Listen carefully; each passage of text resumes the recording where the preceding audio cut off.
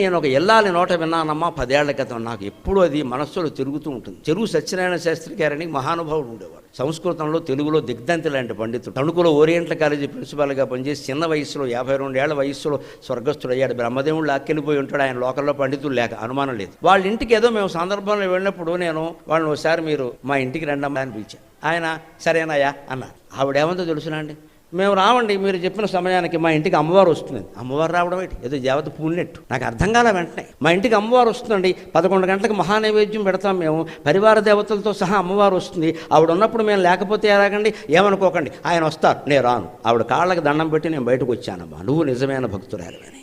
అమ్మవారు పరివార దేవతలతో సహా ఆ ఇంట్లో ఉందని ఆవిడ భావన చేస్తుంది.